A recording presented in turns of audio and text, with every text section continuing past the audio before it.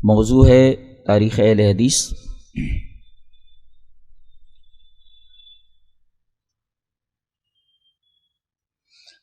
ہماری تاریخ کیا ہے اور ہماری تحریک کیا ہے؟ کوئی کہتا ہے کہ ہم جمعہ 8 دن کے، کوئی کہتا ہے کہ یہ 5واں فرقہ ہے۔ عجیب عجیب باتیں کہی جاتی ہیں۔ ایک صاحب نے یہ کہا کہ ایک دریا ہے،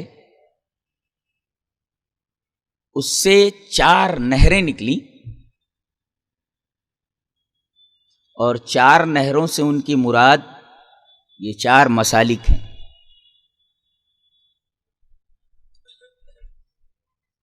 حنفیت، شافعیت،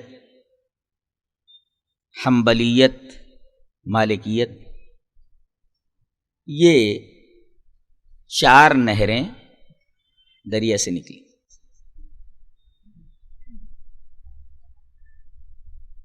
کہتے ہیں کہ جب یہ 4 نہریں ہیں، یہ 4 مسالک ہیں، تو یہ 5واں مسلک کہاں سے آ گیا؟ تو ہم نے جواب دیا 5واں بھائی دریا ہے جہاں سے یہ 4 نہریں نکلی۔ ہوا یہ کہ یہ 4 کی 4 نہریں مقدر ہو گئی، مقدر نہیں مقدر، گدلی ہو گئی، اس میں کچھ ملاوٹ آ گئی، کچھ پتے گر گئے، سڑاٹ پھیل گئی، پورا پانی خراب ہو گیا۔ تو اب کیا کرنا چاہیے؟ جہاں سے یہ 4 نہریں نکلی تھیں، اس دریا سے اس دریا کی طرف رجوع کیا جائے، وہی دریا اہل حدیثیت۔ ایک صاحب نے کچھ اس طرح توجیہ کی کہ اسلام ایک درخت کا نام ہے، اس میں 4 ڈالیاں ہیں، تو درخت تو ایک ہی ہے نا بھئی، یہ اسلام کا تنا ہے، درخت ہے، اور اس کی جو 4 ڈالیاں ہیں وہ درخت سے جدا تھوڑی ہیں، تو یہ 4 اسلام کیوں نہیں؟ میں نے کہا کہ حیرت کی بات ہے، دنیا میں کوئی ایسا پیڑ دکھلاؤ کہ اس کی ایک ڈالی میں سیب لٹک رہا ہو، ایک ڈالی میں انگور لٹک رہا ہو، ایک ڈالی میں پپیا لٹک رہا ہو، اور ایک ڈالی میں انار لٹک رہا ہو۔ ایسا دنیا میں درخت دکھائیے ذرا سا۔ تو یہ مثال بھی بالکل باطل ہے اور بالکل غلط ہے۔ تو کوئی عقلی بات اس طریقے سے پیش کرے تو اس کا جواب عقل سے دیا جانا بہت آسان ہے۔ صحیح بات یہ ہے کہ ہم کب سے ہیں، کسی شاعر نے بہت اچھا کہا، وہ پوچھتے ہیں کہ اہل حدیث کب سے ہیں، وہ پوچھتے ہیں کہ اہل حدیث کب سے ہیں، تو جواب حدیث جب سے ہے، اہل حدیث تب سے ہیں۔ ارے بھائی، مٹھائی موجود ہو تب نہ کہیں گے او مٹھائی والے، تو حدیث موجود رہے گی تب نہ کہیں گے او حدیث والو۔ حدیث والا کہنے کے لیے ضروری ہے کہ حدیث پہلے موجود ہو، مٹھائی والا کہنے کے لیے ضروری ہے کہ مٹھائی پہلے موجود ہو۔ تو اہل الحدیث کہا ہی نہیں جا سکتا جب تک کہ حدیث موجود نہ ہو۔ اچھا، بعض لوگ اس نام کو بگاڑ کر کے جلن میں جلن بھی کیسی ہے، میں نے ایک واقعہ پڑھا کہ ایک شیعہ عورت کو حضرت عائشہ سے تو ان کو ازلی بیر ہے، بڑی دشمنی ہے، صدیقہ کائنات کو برا بھلا کہتے، جن کے بارے میں اللہ تبارک و تعالی نے سورہ نور کے اندر کئی آیات نازل فرمائی اور آپ کی برات ظاہر فرمائی، اور مومن قیامت تک ان آیات کی تلاوت کرتے رہیں گے اور صدیقہ کائنات کی طہارت اور عفت اور پاکیزگی کی گواہی دیتے رہیں گے۔ تو یہ مارے غضب کے، مارے غصے کے، اس نے ایک بکری پال لی۔ کس نے؟ شیعہ عورت، اور اس بکری کا نام عائشہ رکھ دیا، اور روز مونگری لیتی تھی، ہمارے یہاں مونگری بولتے نا، اسی مونگری سے اس کی پٹائی کرتی تھی، بکری کو مارتے ہوئے حضرت عائشہ کا نام لیتی تھی. یہ حال. تو اس طریقے سے لوگ بھڑاس نکالتے ہیں. تو اہل الحدیث دیکھیں کتنا پیارا نام ہے. ایک صاحب ہے وہ میرا نام بگاڑ کر کے کچھ اور بول رہے ہیں، اس لیے کہ ان کو ہم سے پتہ نہیں کیا پرخاش ہے. کتنا اچھا نام ہے جلال الدین، کتنا اچھا نام ہے جلال الدین رومی. ہے تو صوفی وہ، میں نے پڑھا ہے جلال الدین رومی کو، ہے بہت بڑا صوفی ہے وہ، لیکن میں نے دیکھا کہ بڑے بڑے الہیاتی مسائل کو وہ چٹکیوں میں حل کر دیتا ہے. اس ناحیے سے میں ان کو پسند کرتا ہوں. وہ صوفی ہیں، میں پسند نہیں کرتا، لیکن اس ناحیے سے کہ وہ آدمی بڑے بڑے الہیاتی مسائل کو چٹکیوں میں حل کرتا ہے. وہ بولتا ہے کہ لوگ کہتے ہیں کہ انسان مجبور ہے، لیکن میں کہتا ہوں کہ انسان من وجہ مختار ہے. یہ بات انسان ہی نہیں، کتے کو بھی معلوم ہے. اس لیے کہ اگر کتے کو پتھر سے مارا جائے، کتا بیٹھا ہوا ہے، کوئی بچہ اگر پتھر سے کتے کو مارے، میں آپ سے یہ پوچھتا ہوں کہ چوٹ کس نے پہنچائی ہے؟ چوٹ پتھر نے پہنچائی ہے، بچے نے نہیں. اس لیے کہ جب پتھر اس کتے کو لگا تو پتھر کی وجہ سے اس کتے کو چوٹ پہنچی، تو چوٹ پہنچانے والی چیز پتھر ہے. پتھر لڑک کر ایک طرف چلا گیا، کتا پتھر کی طرف نہیں دوڑتا، بچے کی طرف دوڑتا ہے. وہ جانتا ہے کہ پتھر مجبور ہے اور یہ لڑکا مختار ہے، پتھر کی طرف نہیں دوڑتا. وہ کتے کو بھی معلوم ہے کہ انسان مختار ہے. تو ایسے ایسے الہیاتی مسائل کو چٹکیوں میں حل کرتا ہے. میں نے جلال الدین رومی کو، میرے ہم نام ہے، تو صوفی ہے، ٹھیک ہے، وہ ان کا الگ ایک مسلک ہے، تو میں اس ناحیے سے ان کو پسند کرتا ہوں. جلال الدین سیوطی، جلال الدین محلی، ایک استاد ایک شاگرد ہے. جلال الدین محلی نے 15 پارے سے آگے کی تفسیر پوری کی پوری مکمل کر دی، زندگی نے وفا نہ کی اور انتقال ہو گیا. تو ان کے شاگرد جلال الدین سیوطی نے شروع سے لے کر کے 15 پارے کی تفسیر کی. اور حیرت کی بات تو یہ ہے، علماء بیٹھے ہوئے سبوں نے پڑھا ہے اس کتاب کو. ایسا نہیں لگتا کہ استاد کی تفسیر کیا، شاگرد کی تفسیر کیا. کیسے اساتذہ ہوا کرتے تھے، شاگرد کیسے ہوتے تھے. آج تو اساتذہ بڑے قابل ہوتے لیکن شاگرد کسی لائق نہیں، ایک دم نکمے، کسی لائق نہیں ہوتے. تو اساتذہ بھی ایسے ہوا کرتے تھے اور شاگرد بھی ایسے ہوا کرتے. تو کتنا اچھا نام ہے جلال الدین سیوطی، جلال الدین محلی، مفسر ہیں دونوں کے دونوں. اب اس نے میرا نام بگاڑ کر کے پتہ نہیں کیا نام رکھ دیا ہے، وہی نام لے کر کے بولتا رہتا ہے. تو ناموں کو بگاڑنا در حقیقت ان کے بغض و کینہ کی دلیل ہے جو ان کے دلوں میں چھپا ہوا ہے، اور یہ کوئی نئی بات نہیں ہے ناموں کو بگاڑنا. اور اسی طریقے سے اہل الحدیث دیکھیں کتنی اچھی ترکیب ہے حدیث والے. اب یہ لفظ، یہ ترکیب استعمال نہ کرتے ہوئے ہمارے جلن کے اہل الخبیث کہتے ہیں. اہل الخبیث یہ کوئی نئی بات نہیں ہے. قصیدہ نونیہ میں امام ابن قیم رحمہ اللہ نے بڑی پیاری بات کہی کہ اے اہل حدیثوں سے بغض رکھنے والوں اور اے اہل حدیثوں کو گالیاں دینے والوں، تمہیں شیطان سے دوستی قائم کرنے کی بشارت ہو کہ تم نے شیطان سے دوستی کر لی ہے. گویا شیخ یہ کہنا چاہتے ہیں کہ جو اہل حدیثوں کو گالی دے در حقیقت وہ شیطان کو اپنا دوست قائم بناتا ہے، اور شیطان کو اپنا دوست مانتا ہے، اس سے دوستی کرتا ہے. اور یہ ناموں کا بگاڑنا ہے کوئی نئی بات نہیں ہے، یہ کفار مکہ کا نہج ہے. دلیل یہ حدیث پاک. وان ابی ہریرہ رضی اللہ تعالی عنہ قال قال رسول اللہ صلی اللہ علیہ وسلم الا تعجبون کیف یصرف اللہ عنی شتم قریش ولعنہم یشتمون مزمما ویلعنون مزمما وانا محمد. رواہ البخاری فی کتاب المناقب. حضرت امام بخاری رحمہ اللہ اس حدیث کو ایسے کتاب المناقب میں لائے. راوی حضرت ابو ہریرہ ہیں، فرماتے ہیں کہ نبی اکرم صلی اللہ علیہ وسلم نے ارشاد فرمایا کہ اے میرے صحابہ، کیا تمہیں تعجب نہیں ہوتا کہ اللہ تبارک و تعالیٰ کیسے قریش کی گالیوں کو اور ان کی لعنت کو مجھ سے پھیر دیتا ہے. اس لیے کہ وہ مزمم کو گالی دیتے ہیں اور مزمم کے اوپر لعنت کرتے ہیں. میرا نام تو محمد ہے. اللہ اکبر، کتنی پیاری بات ہے. اس سے زیادہ رحمت اور اس سے زیادہ شفقت امت کے اوپر اور کیا ہو سکتی ہے. ذرا دیکھیں، آپ کا نام کیا ہے؟ محمد. محمد کا مطلب ہے کہ اتنی تعریف اس ہستی کی گئی ہو کہ کائنات میں اتنی زیادہ تعریف کسی کی نہ کی گئی ہو. اللہ اکبر.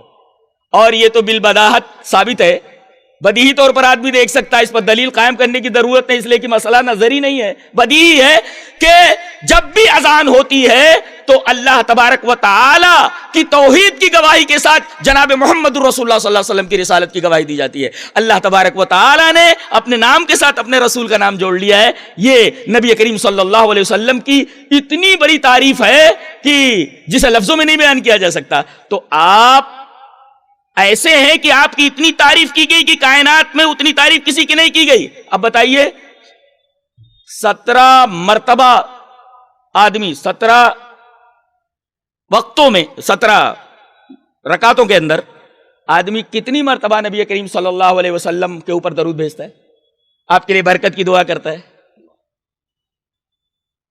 یہ کتنا بڑا اعزاز ہے اور یہ کتنی بڑی بات ہے. اب محمد کا نام اتنا پیارا ہے جس کی سب سے زیادہ تعریف کی گئی ہو، تو آپ کا نام بگاڑ کر کے قریش نے کیا کہہ دیا؟ مزمم. یعنی اتنی برائی کی گئی ہے اس آدمی کی کہ اس سے زیادہ برائی کسی کی نہیں کی گئی. لے دیے. یعنی محمد نام نہ کہتے ہوئے آپ کو مزمم کہا جاتا تھا.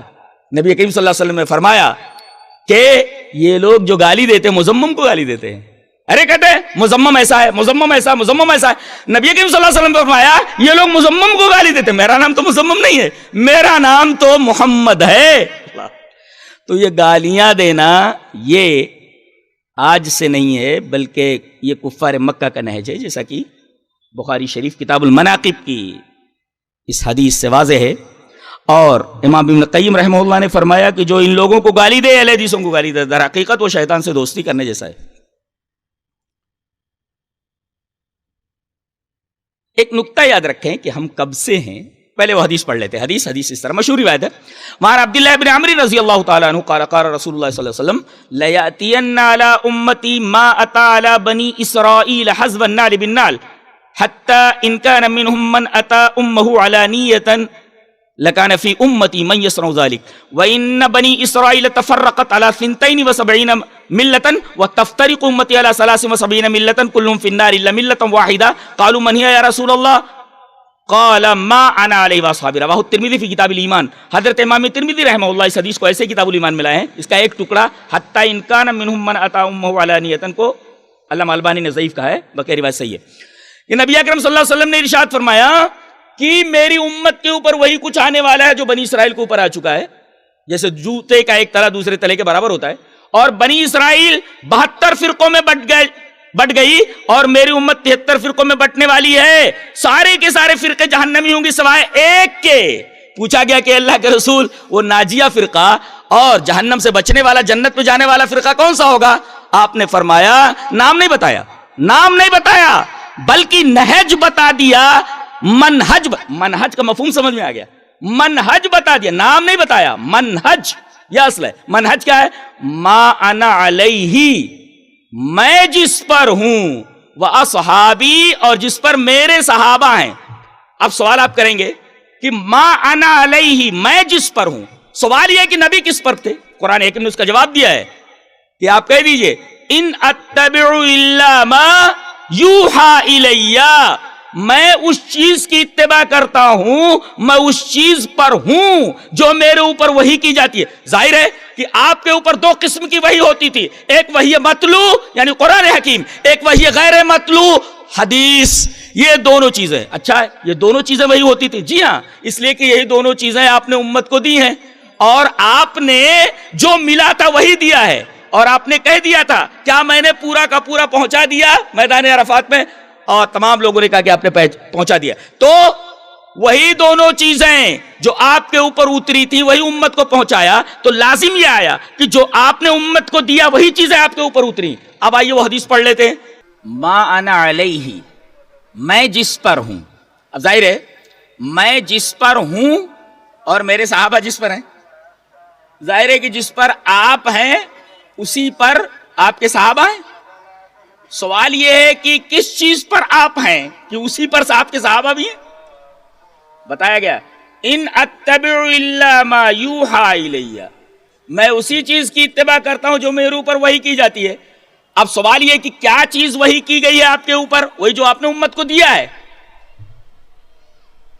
کہ جسے مضبوطی سے پکڑنے کے بعد آدمی گمراہ نہیں ہوگا۔ آئیے وہ حدیث پڑھ لیتے ہیں۔ حدیث اس طرح، وعن ابی ہریرہ رضی اللہ تعالی عنہ قال قال رسول اللہ صلی اللہ علیہ وسلم انی قد ترکت فیکم شیئا لن تضلوا بعدہما کتاب اللہ وسنتی ولن یتفرقا حتی یرد علی الحوض، رواہ الحاکم فی المستدرک فی کتاب العلم۔ حضرت ابو ہریرہ فرماتے ہیں کہ نبی اکرم صلی اللہ علیہ وسلم نے ارشاد فرمایا میں نے تمہارے درمیان دو چیزیں چھوڑ دی ہیں، ان کے بعد تم کبھی گمراہ نہیں ہوگے۔ یہ حدیث بتاتی ہے کہ آپ کے اوپر دو چیزیں وہی ہوتی تھی، ایک وحی متلو یعنی کتاب اللہ، اور دوسرے وحی غیر متلو یعنی آپ صلی اللہ علیہ وسلم کی احادیث اور آپ کی سنت۔ اسی پر نبی تھے، کتاب پر، اور اس کی تشریح آپ نے اپنے طریقے سے کی، اور اسی کو اپنایا صحابہ کرام نے۔ اچھا ایک نکتہ یہاں پر اور بھی ہے کہ ما انا علیہ کہہ دیا جانا کافی تھا کہ میں جس پر ہوں، لیکن معطوف لا کر کے ما انا علیہ کے بعد و اصحابی کہنے کے اندر نکتہ یہ ہے کہ نبی کے اوپر جو وحی اتری، آپ نے اپنی سنتوں اور احادیث کے ذریعے اس کا ایکسپلینیشن کیا، بتایا۔ اب اس طریقے کو صحابہ کرام رضوان اللہ تعالی علیہم اجمعین کے طریقے پر ہمیں سمجھنا ہے۔ اب یہاں رک کر ایک بات یاد کر لیں، ذہن نشین کر لیں کہ جب تک مقابلے میں صرف اور صرف انکار کرنے والے تھے، کافر تھے، تب تک مسلمانوں نے اپنا نام، اہل حق نے اپنا نام مسلم رکھا، اس لیے کہ مقابلے میں صرف کافر تھے۔ اچھا، جب اسلام میں بدعتیں در آئیں اور لوگ سنتوں کو نظر انداز کر کے بدعتوں کے اوپر عمل کرنے لگے اور بتانے لگے کہ یہی سنت ہے، تو اہل حدیثوں نے، اہل حق نے اپنا نام اہل سنت رکھ دیا کہ ہمیں بدعتوں سے کچھ لینا دینا نہیں۔ دیکھو، اور اس کے بعد جب لوگ احادیث میں منمانی تعویلیں کرنے لگے تو اہل حق نے اپنا نام سلفی رکھا۔ مانا یہ کہ بھائی تم لوگ منمانی تعویلیں کرتے ہو قرآن میں اور احادیث میں، ہم وہ منمانی تعویل نہیں کرتے، بلکہ ہم وہی طریقہ مانتے ہیں اور وہی مفہوم لیتے ہیں اس نص کا جو صحابہ کرام رضوان اللہ تعالی علیہ مجمعین نے سمجھا ہے۔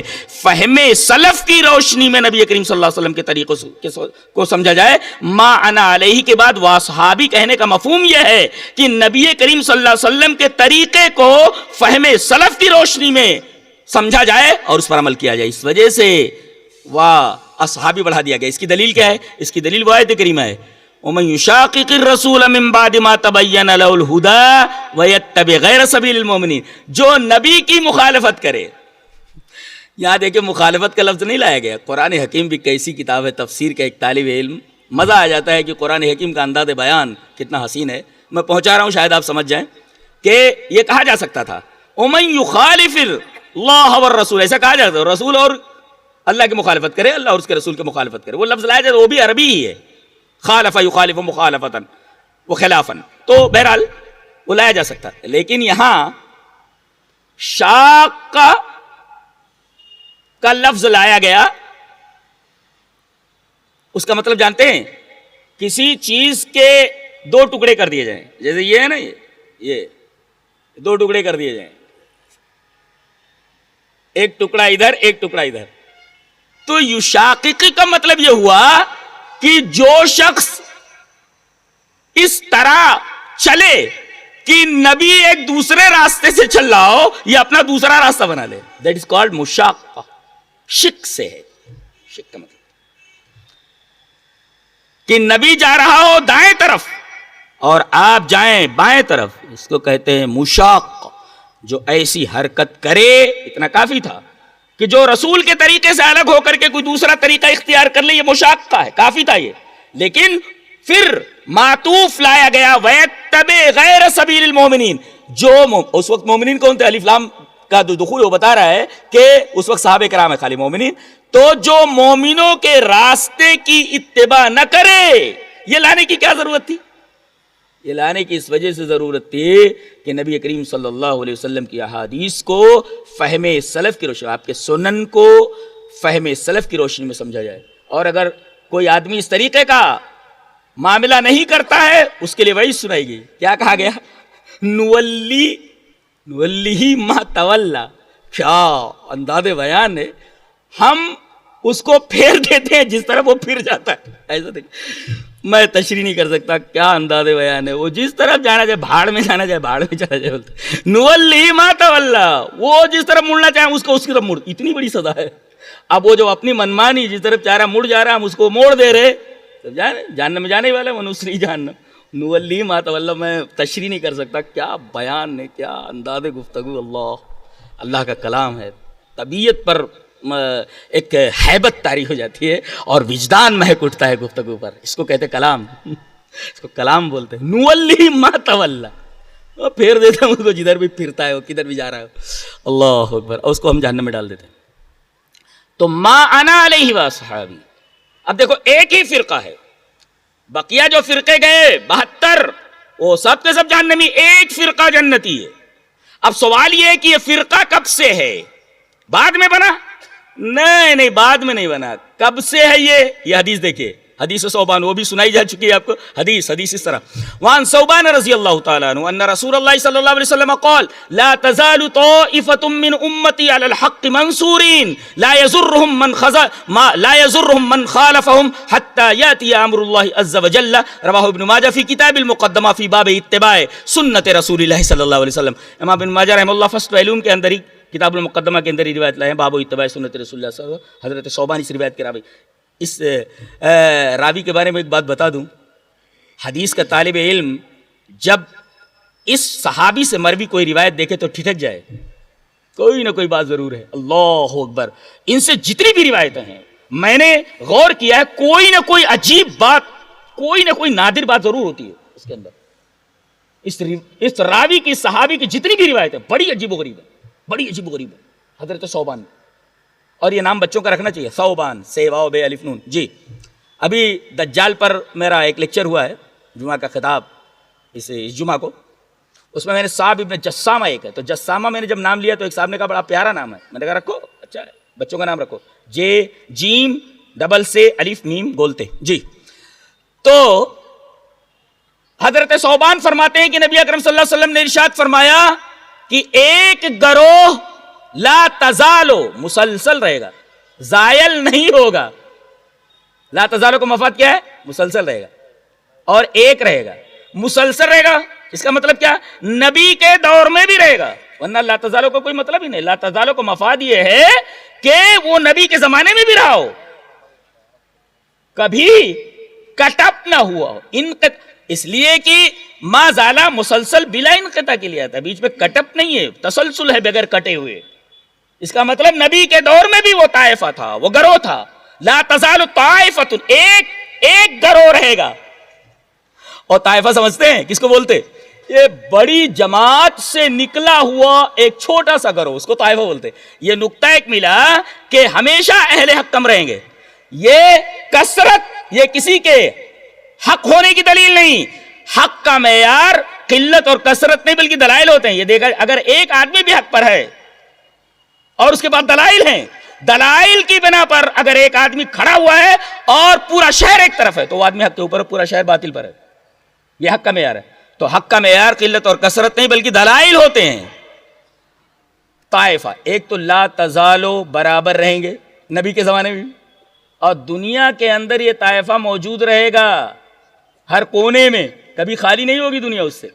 اب اگر یہ مان لیا جائے کہ یہ طائفہ بعد میں ہوا تو اس حدیث کا کوئی مطلب نہیں رہے گا. وہ ناجیہ فرقہ نبی کے زمانے میں بھی ہونا چاہیے، اور اس کا ایکسٹینشن جو ہے، امتداد اس کا، وہ قیامت تک ہونا چاہیے. وہ مطلب اس کا اگر امتداد نہ ہو اس کا نبی کے زمانے سے لے کر قیامت تک، تو اس حدیث کا جو لا تزالو کا جو مفاد ہے وہ حل نہیں ہوگا.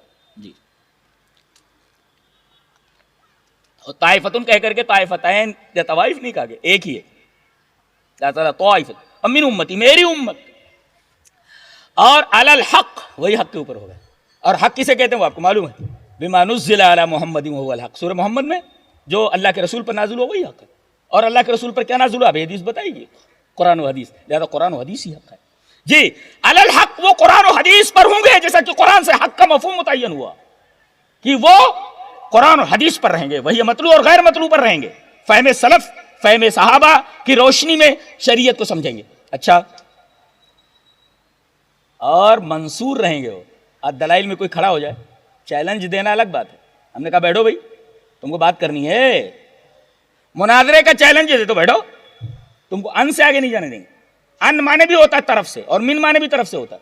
تو من اور ان میں کیا فرق ہے یہ بتا دو, پھر آگے حدیث تو بہت بات کی بات ہے. ان مانے بھی سے ہوتا ہے اور من مانے بھی سے ہوتا ہے. اس کی طرف سے, اس کی طرف سے, من جانب ان ابی ہریرہ, ابو ہریرہ کی طرف سے. اور اسی طریقے سے من اور ان میں کیا فرق ہے, چلو بھائی بتا دو. اب پھر ابی ہریرہ پر بات ہوگی, ابی کیا ہے, اور ہریرہ کیوں, ہریرتے کیوں نہیں ہے, تو وہ تو بات کی بات ہے. چیلنج دینا اور بات ہے, بات کرنا اور بات ہے. اوقات ہونی چاہیے بات کرنے کی, بات کرنے کی اوقات ہونی چاہیے. جی منصور ہوتے ہیں یہ اس لیے کہ حق پر رہنے والا ہمیشہ منصور ہوتا ہے, اور منصور کا مطلب یہ ہوتا ہے کہ عرش والا دلائل کے ذریعے اس کی مدد کرتا ہے. دلائل کے اعتبار سے وہ منصور ہوتے ہیں, علی الحق منصورین. اور یہ خوشخبری دے دی گئی کہ اہل حدیث قیامت تک رہیں گے. کتنے لوگ ان کے مٹانے کے لیے کوشاں ہو جائیں, مٹا نہیں سکتے. لا یضرهم من خالفهم حتی یاتی امر اللہ عز وجل. امر سے مراد قیامت, قیامت تک اس جماعت کو کوئی نقصان نہیں پہنچا سکتا. یہ اللہ تبارک تعالیٰ کی طرف نصرت, خوش ہو جاؤ. جی ہمیں ڈرنے کی ضرورت نہیں ہے, الحمدللہ. لا حدیث پر ہمارا ایمان ہے, جس طرح اپنے وجود کے اوپر ہے, اپنے وجود سے زیادہ اس حدیث کے اوپر ہمیں یقین ہے. لا یضرهم من خالف. اچھا کون ہے یہ, اہل حدیث ہی ہیں کیا ایسا؟ چلیے وہ دیکھ لیتے ہیں.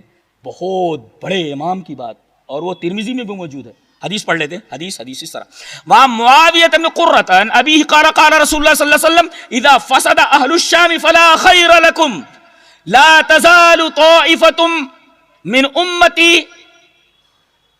منصورین لا یضرهم من خذلهم حتى تقوم الساعة. قال محمد بن اسماعیل قال علی بن مدینی ہم اصحاب الحدیث. رواہ الترمذی فی کتاب الفتن. حضرت امام ترمذی رحمہ اللہ اس حدیث کو ایسے کتاب الفتن کے اندر لائے ہیں. نبی کریم صلی اللہ علیہ وسلم نے فرمایا جب شام والے خراب ہو جائے تو تمہارے اندر کوئی تمہارے خیر نہیں, اور میری امت کا ایک طائفہ, ایک گروہ ہمیشہ حق پر رہے گا, منصور رہے گا, اللہ کی طرف سے اس کی مدد کی جائے گی, وہ ہارے گا نہیں کہیں. ایک ہوتا ہے چرب زبانی, منطق سے کسی چیز کو گول مول کر دینا کہ اہل حق تھوڑی دیر کے لیے سکتے میں آ جائیں, یہ الگ بات ہے. لیکن جہاں تک حق کی بات ہے تم مناظرہ کیا کرو گے؟ ارے رب نے اہل حدیثوں کے بارے میں کہہ دیا کہ تم منصور ہوگے, تم ہم کو کیا ہراؤ گے؟ نبی نے جب کہہ دیا کہ تم منصور ہو تو ہمیں تو منصور ہونے کا سرٹیفکیٹ مل گیا, تم ہمیں کیا ہراؤ گے؟ حدیث سے ثابت ہے کہ ہم جیتے ہوئے ہیں, تم ہمیں کیا ہراؤ گے؟ جی منصورین کا کون ہے یہ, کون ہے یہ فرقہ, کون سا ہے؟ قال محمد بن اسماعیل. اپنے زمانے کا کیا, میں تو کہتا ہوں کہ صحابہ کرام کے بعد اس آدمی سے مجھے اتنی محبت ہے کہ میں بتا نہیں سکتا. حدیثوں کے لیے پوری لائف لگا دیا اس آدمی نے, اپنی پوری زندگی لگا دیا. بخاری بولے تو اللہ کے کلام کے بعد سب سے صحیح کتاب,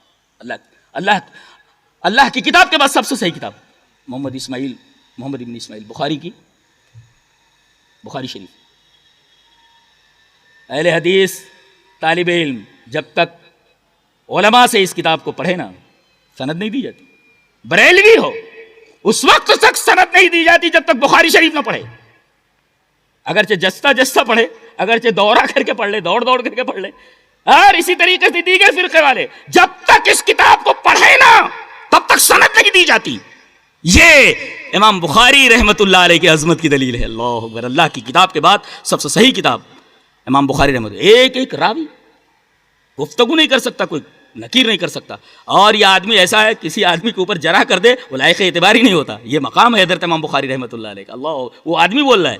قال محمد بن اسماعیل, امام بخاری یہ بولتے ہیں میرے استاذ علی ابن مدینی بولتے ہیں کہ اس طائفہ سے مراد اصحاب الحدیث ہیں, اصحاب الحدیث اہل الحدیث ہیں. اچھا کہتے ہیں کہ اصحاب الحدیث سے مراد محدثین ہیں. چاروں اماموں کو مانتے ہیں نا. چلیے ایک امام کی بات لے آتے ہیں, امام اہل السنہ حضرت امام احمد بن حنبل رحمہ اللہ. ابن الجوزی کے کتاب مناقب الامام احمد بن حنبل رحمہ اللہ وہ کہتے ہیں کانا یا قال فقال احمد بن حنبل, فقال اے احمد بن حنبل, امام احمد بن حنبل فرماتے ہیں اہل الحدیث عندنا من یستعمل الحدیث, ہمارے نزدیک اہل حدیث اس کو کہتے ہیں جو حدیث کو استعمال کرتا ہو. اب استعمال کرتا ہو بولے تو استعمال کرتا ہو, اسے یاد کرتا ہو, اس کے اوپر عمل کرتا ہو. تو محدثین کا مراد ہوئے, خالی صرف محدثین کا مراد ہوئے. استعمال کے اندر سارے لوگ آ گئے نا. جو حفظ کرے وہ بھی استعمال کر رہا ہے, جو عمل کرے وہ بھی استعمال کر رہا ہے. تو خالی یہ کہنا کہ اصحاب الحدیث سے مراد محدثین ہیں جو حدیثوں کو جمع کرتے ہیں, اس سے مراد اہل حدیث نہیں ہو سکتے. یہ آپ کا استدلال بالکل باطل ہے, غلط ہے, یہ غلط ہے. ایک چیز تو یہ ہوئی. اور دوسرے امام شافعی رحمۃ اللہ علیہ کو مانتے ہیں.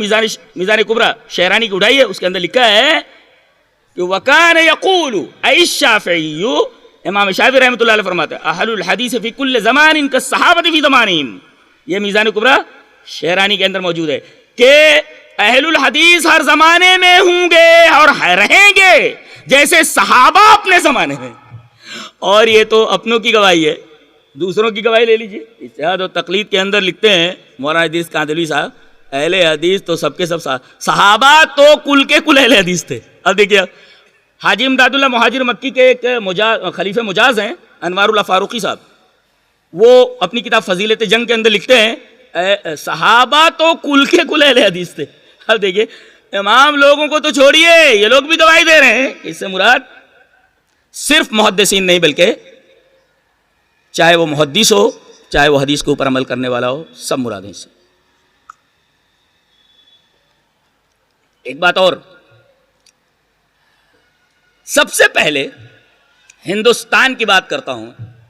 یہاں کون آیا شریعت لے کر کے؟ کہتے ہیں خواجہ معین الدین چشتی رحمۃ اللہ علیہ نے یہاں دین پھیلایا ہے. ٹھیک ہے پھیلا, لیکن سب سے پہلے یہ غلط ہے. میرا حافظہ اگر غلطی نہیں کر رہا ہے تو ان کی پیدائش 536 کے اندر ہوئی ہے. 536 کے اندر ہوئی ہے. اچھا 536 کے اندر ان کی پیدائش ہوئی ہے. اور چلیے 600 کچھ یا اس کے بعد آپ ہندوستان تشریف لائے, پیدائش ہو رہی 536 کے اندر, یعنی نبی کریم صلی اللہ علیہ وسلم کے 500 سال بعد مان لیجئے تقریباً, یہ 500 سال بعد آ رہے ہیں. ہندوستان میں اس سے پہلے کون آیا؟ حضرت عمر رضی اللہ تعالیٰ عنہ کے دور میں جب حضرت عمر نے بحرین کا اور عمان کا گورنر حضرت عثمان ابن ابی العاص کو بنایا تو حضرت عثمان ابن ابی العاص نے اپنے بھائی حکم ابن ابی العاص کو باقاعدہ بمبئی کے تھانے کی طرف روانہ کیا. یہاں آئے وہ صحابی آئے, کون؟ حضرت حکم ابن ابی العاص بمبئی کے اندر آئے. جہاں آپ آئے یہاں آ گئے وہ. تو سب سے پہلے صحابی کب آئے؟ 15 ہجری کے اندر آ گئے. یعنی نبی کریم صلی اللہ علیہ وسلم کہ اس دنیا سے تشریف لے جانے کے یہی کوئی 4-5 سال کے بعد. یہ آنے والے لوگ صحابہ کرام تھے, اور ہندوستان کے اندر 25 صحابہ کرام تشریف لائے, 42 تابعین آئے اور 18 تبع تابعین آئے. صحابی جس نے اللہ کے رسول کو اپنی آنکھوں سے دیکھا ہو حالت ایمان کے اندر, اور تابعی وہ جس نے نبی کو تو نہ دیکھا ہو مگر جس نے نبی کو دیکھا ہو اس کو دیکھا ہو. تو صحابی وہ جو نبی کو دیکھ لے حالت ایمان, تابعی وہ جس نے صحابی کو دیکھا ہو, اور تبع تابعین وہ جس نے تابعی کو دیکھا ہو. تو سب سے پہلے 25 صحابہ کرام ہندوستان کی سرزمین پر آئے, اور نبی کریم صلی اللہ علیہ وسلم کے اس دنیا سے تشریف لے جانے کے کچھ سالوں کے فوراً بعد. اور یہ کب پیدا ہو رہے ہیں؟ معین الدین چشتی رحمہ اللہ, یہ پیدا ہو رہے ہیں 536 کے اندر. کتنا فاصلہ ہے, اس سے پہلے صحابہ کرام آ گئے ہیں. اس کے بعد تابعین آئے, صحابہ کرام 25, تابعین 42, تبا تابعین 18. تو یہ جو لوگ آ رہے ہیں صحابہ کرام کے بارے میں ابھی اس حدیث کے اندر آپ نے دیکھا نبی نے فرمایا ما انا علیہ، میں جس پر ہوں وہ اصحابی، اور میرے صحابہ جس پر ہیں. اب جب تمام صحابہ 25 یہاں آئے تو ان کا منہج کیا تھا؟ کتاب و سنت. اس کا مطلب یہ ہے کہ ہندوستان کی سرزمین پر سب سے پہلے کتاب و سنت کو لانے والے صحابہ کرام رضوان اللہ تعالی علیہم. تم ہم سے پوچھو ہم کب سے ہیں؟ ہم تو سب سے پہلے یہاں آئے ہیں. ہمارا منہج وہی جو کتاب و سنت ہے. صحابہ کرام رضوان اللہ تعالی علیہم اجمعین پہلے ہے، اس کے بعد تابعین آ رہے ہیں، اس کے بعد تبع تابعین. سب کا منہج وہی ہے جو صحابہ کرام کا ہے الحمدللہ، جو نبی کا ہے. تم ہم سے پوچھو ہم کب سے ہیں، تم بولو تم کب کے ہو. الحمدللہ.